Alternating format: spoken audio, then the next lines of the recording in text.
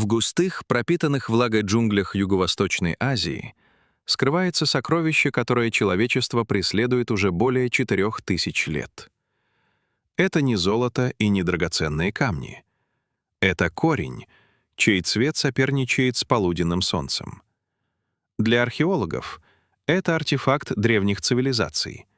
Для поваров — главная специя Востока. Но для нас — это шедевр биологической инженерии. Сегодня в архиве природы мы отправимся по следу золотого корня. Мы узнаем, почему куркума стала священной, как она обманула время и почему современная наука видит в ней ключ к долголетию. Архив открыт. Погружаемся. Часть 1. Золото джунглей. Эволюция и наследие. История куркумы, или куркума-лонга, начинается задолго до появления первых аптек и кулинарных книг. Это растение — дитя экстремальных условий. В условиях тропиков, где жара и стопроцентная влажность превращают любое органическое соединение в питательную среду для грибков и бактерий, выживание — это искусство. Куркума не просто выбрала свой цвет. Ее ярко-оранжевая сердцевина — это результат миллионов лет эволюционной борьбы. Главное действующее вещество, куркумин, изначально создавалось растением как мощнейший антисептик широкого спектра действия. Пока другие корни гнили в болотистой почве, куркума выстраивала внутри себя молекулярный щит. Под микроскопом ткани корня выглядят как плотно упакованные хранилища эфирных масел и полифенолов. Эта химическая концентрация настолько высока, что ни один почвенный паразит не способен пробить ее оборону. Для растения куркумин — это не украшение, это яд для врагов и броня для самой себя. Именно эта неубиваемость корня в агрессивной среде джунглей привлекла внимание первых людей. Первые упоминания о куркуме уводят нас в Индию, к цивилизации долины Инда. Археологи находят остатки оранжевого пигмента на керамике, возраст которой превышает 4500 лет. В древних ведических текстах куркума фигурирует не как еда, а как канчани, золотая богиня. Древние целители заметили странный парадокс. Люди, использовавшие этот корень, реже страдали от кожных инфекций и воспалений, которые были бичом жаркого климата. Так куркума стала священной. В индуистских обрядах ее использовали как символ чистоты и плодородия, нанося оранжевую пасту на лоб новобрачных. Но за религиозным ритуалом скрывался прагматичный биологический расчет. Куркума работала как первый в истории человечества доступный антибиотик, создавая невидимый барьер для болезнетворных микробов. Когда караваны Великого Шелкового пути начали связывать Восток с Западом, куркума отправилась в свое кругосветное путешествие.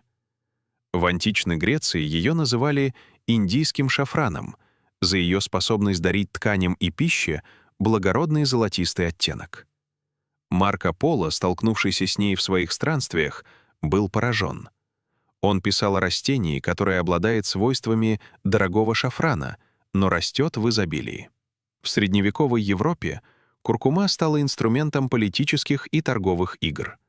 Она была дешевле шафрана, но ее магические свойства ценились не меньше. Торговцы пряностями хранили секреты ее происхождения, выдавая ее за чудодейственное средство от всех болезней. Но они не лгали в одном. Куркума действительно была способна на то, что тогда казалось магией. Она консервировала не только пищу, но и само человеческое тело. Эта история не просто хроника торговли. Это история о том, как человек распознал в растении его главную силу — способность противостоять разрушению. Сегодня, когда мы смотрим на золотистый порошок в своей банке со специями, мы видим результат этой колоссальной исторической и эволюционной дистанции. Но чтобы понять, в чем заключается истинная магия этого золота, нам нужно выйти за рамки истории и спуститься на уровень клеток, где куркума начинает свой главный бой. Часть 2. Внутри клетки. Золотой щит организма. Когда мы употребляем куркуму, мы запускаем процесс, который современная наука называет молекулярным регулированием. В отличие от агрессивных синтетических препаратов, которые действуют как кувалда, куркумин работает как искусный взломщик кодов, или скорее как системный администратор нашего организма. Его задача не просто подавить симптом, а перенастроить работу клеток на режим максимальной защиты. Главный секрет куркумина кроется в его физической форме. Молекулы этого вещества обладают уникальной способностью. Они буквально встраиваются в мембраны, кожу наших клеток. Представьте себе хрупкую оболочку клетки, которая ежедневно подвергается атакам токсинов и свободных радикалов. Куркумин заполняет собой пустоты в этой мембране, делая ее более плотной, упругой и устойчивой к проникновению вирусов. Это превращает каждую клетку в маленькую крепость. Но самое интересное происходит, когда куркумин проникает еще глубже, к самому командному центру, нашему ядру.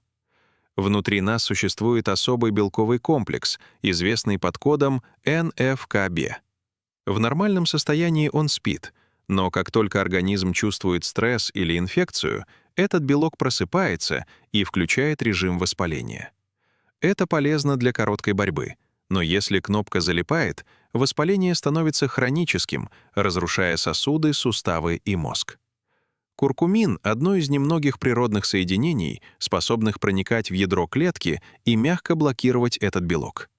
Он действует как миротворец, который предотвращает цитокиновый шторм еще до того, как он начнется.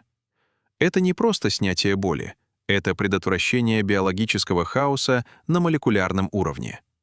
Именно поэтому после употребления куркумы мы чувствуем ту самую легкость в теле. Ваши клетки просто перестали транслировать сигнал тревоги. Но куркума — это не только щит, это еще и активная система очистки. В процессе жизни наши клетки вырабатывают биологический мусор, свободные радикалы. Это агрессивные молекулы, которые буквально ржавеют наше тело изнутри. Куркумин обладает двойным действием. Он сам нейтрализует эти молекулы и одновременно заставляет наш организм вырабатывать собственные антиоксидантные ферменты. Это похоже на установку мощного фильтра, который не только чистит воду, но и учит систему самоочищаться в будущем. Этот эффект умного детокса делает куркуму уникальным инструментом долголетия. Мы не просто боремся с последствиями старения, мы меняем алгоритм, по которому клетка реагирует на повреждения. Однако здесь нас подстерегает главный биологический парадокс. Обладая такой невероятной мощью, куркумин — крайне капризный гость. Если вы просто съедите ложку этого золотого порошка, ваше тело, скорее всего, даже не заметит его присутствия. Чтобы этот золотой щит действительно развернулся внутри ваших сосудов, нам нужно найти секретный ключ, который спрятан в другой, на первый взгляд, совершенно обычной специи. Часть 3. Тайный множитель. Секрет одной щепотки. Представьте, что вы купили сверхмощный компьютер, но забыли нажать кнопку «Включить». Именно так выглядит ситуация с куркумой. Можно съедать ложку за ложкой этого золотого порошка, но правда в том, что наше тело — мастер по его утилизации.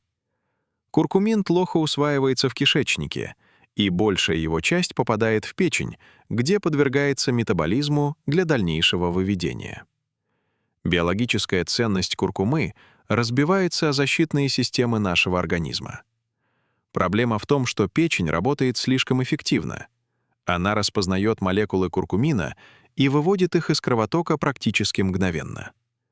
В итоге полезные вещества просто не успевают дойти до ваших клеток и суставов.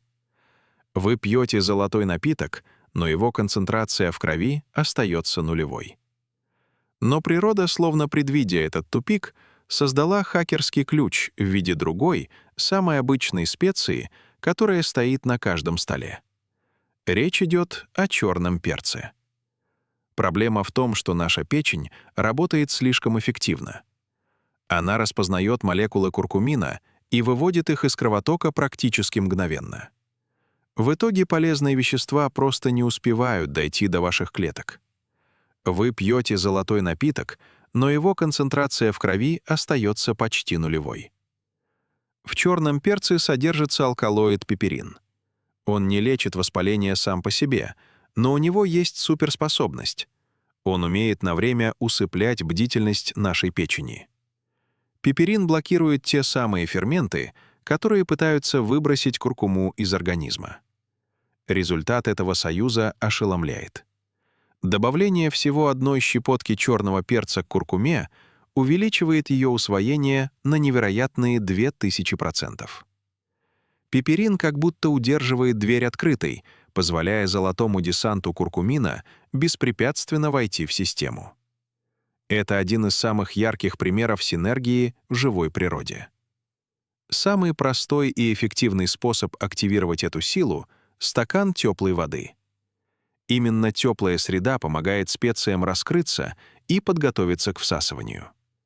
Однако, чтобы выжать из растения абсолютный максимум, стоит помнить — куркумин жирорастворим. Поэтому для идеального эффекта в ваш напиток рекомендуется добавить небольшое количество жира, например, пол-ложки кокосового масла или масла кхи. Это создаст для молекул куркумы скоростной экспресс, который доставит их прямо в кровоток, минуя все биологические фильтры. Комбинация теплой воды, перца и капли жира превращает обычную специю в высокотехнологичный биобустер. Часть 4. Сила постоянства. Куркума — это не волшебная таблетка, а высокотехнологичный инструмент, который требует правильного обращения. Помните, 1 стакан теплой воды с перцем и каплей масла утром — это не просто напиток, это ваша ежедневная инвестиция в биологический баланс. Природа не любит спешки, она ценит ритм. Магия куркумы раскрывается не в разовой дозе, а в накопительном эффекте, который день за днем очищает и укрепляет ваш организм изнутри. До встречи в новом выпуске.